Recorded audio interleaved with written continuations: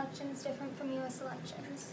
Though Canada and the United States are both democracies, meaning ruled by the people, Canada is a constitutional monarchy and the U.S. is a constitutional republic. A constitutional monarchy means the king or queen is restrained by law. A constitutional republic means the head of state and other officials are elected as representatives of the people. Election Day in the United States takes place every 4 years. It's held on a Tuesday following the first Monday in November. It can fall on or between November 2nd and November 8th. It is estimated that 100 million votes will be cast. The maximum time between federal elections in Canada is 5 years, except in time of war or invasion. The elections must be held on the third Monday in October on the fourth calendar year following the previous election. However, it can also be called earlier. Election booths in the U.S. are set up in all 50 states. Based on the size each state is, given an amount of electoral votes. All but 2 states use a winner-takes-all system. So if you win the most votes in a state, you take the entire haul of electoral votes.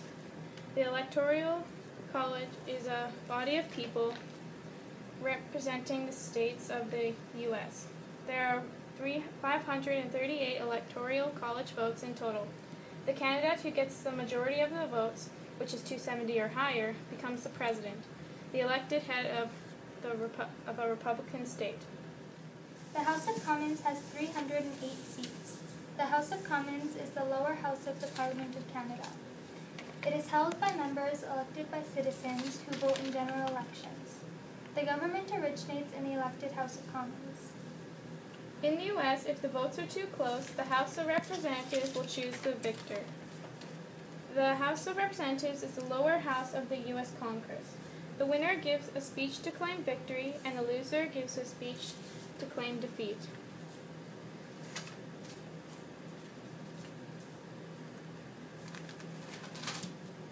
In Canada, the party that wins the most votes is asked by the Governor-General to form the government. The leader of that party becomes the Prime Minister. If the party wins with more than 154 votes, it has a majority government, which makes it easier to get legislation passed in the House of Commons.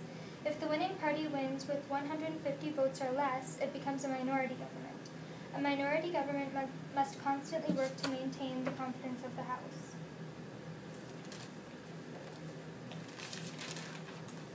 As of today, the Prime Minister of Canada is Stephen Harper.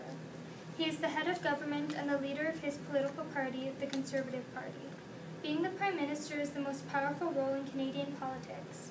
The Prime Minister is the head of the executive branch of the Canadian federal government. He provides leadership and direction to government with support of a cabinet, which the Prime Minister chooses himself to head various government departments. As a party leader, the Prime Minister must be able to explain party policies and programs and be able to put them into action. As of today, the United States President is Barack Obama. The President of the U.S. has many roles, including Chief of State, Chief Executive, Commander-in-Chief, Chief Diplomat, Legislative Leader, and the leader of his political party, the Democratic Party. The President is a symbolic leader of the U.S. and performs many ceremonial duties. He makes sure that the laws are enforced, appoints important officials, issues executive orders, and coordinates the efforts of over 150 departments and agencies.